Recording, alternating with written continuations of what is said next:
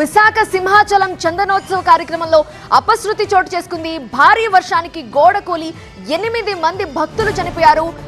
ప్రతి సంవత్సరం కూడా ఈ చందనోత్సవ కార్యక్రమం నిర్వహిస్తుంటారు. పెద్ద ఎత్తున భక్తులు వచ్చి స్వామివారిని దర్శించుకోవడానికి ఇష్టపడుతుంటారు.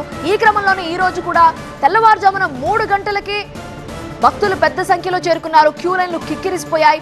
అప్పుడు ఉన్నట్టు నుండి ఒక్కసారిగా వర్షం కురవటం, కుండపోత వాన పడడం, భారీ ఈదురుగాలు. ఆ ఈదురుగాలకి గోడ కూలిపోయింది.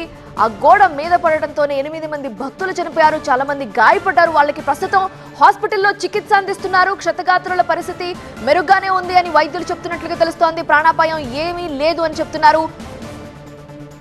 ప్రస్తుతం అయితే సహాయక చర్యలు కూడా ముగించారు. శిథిలాల కింద ప్రస్తుతం ఎవరూ లేరు అనే విషయం తెలుస్తోంది. ఎన్డీఆర్ఎఫ్, ఎస్డీఆర్ఎఫ్ అలాగే అగ్నిమాపక సిబ్బంది ప్రమాదం జరిగిన వెంటనే స్పాట్ కు వెళ్లారు. సహాయక చర్యలు కొనసాగించారు. ప్రస్తుతం శిథిలాల కింద ఎవరూ లేరు అని తెలిసిన తర్వాత శిథిలాలను తొలగించిన కార్యక్రమం మొదలు పెట్టారు. ప్రస్తుతం క్షతగాత్రులకి హాస్పిటల్లో మెరుగైన వైద్యం అందుతోంది. ప్రభుత్వం నుండి కూడా ఆదేశాలు వచ్చాయి. మెరుగైన వైద్యం అందించాలని చెప్పి వాళ్ళకి ఎలాంటి ప్రాణాపాయం లేదని డాక్టర్స్ కూడా చెబుతున్నారు. ప్రమాదం జరిగిన వెంటనే హోంమంత్రి అనిత, కలెక్టర్, సిపి కూడా అక్కడికి వెళ్లి పరిస్థితిని పర్యవేక్షించారు. పనులు ఏ విధంగా జరుగుతున్నాయి, సహాయక చర్యలు ఎలా సాగుతున్నాయో దగ్గరుండి పర్యవేక్షించిన అప్పటి దృశ్యాలు మీరు చూస్తున్నారు.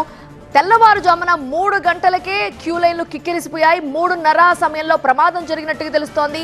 ప్రమాదం జరిగిన విషయం తెలిసిన వెంటనే ప్రభుత్వ యంత్రాంగం అప్రమత్తమైంది. వెంటనే అక్కడికి వెళ్లి సహాయక చర్యల్ని పర్యవేక్షించిన దృశ్యాలు మీరు చూస్తున్నారు.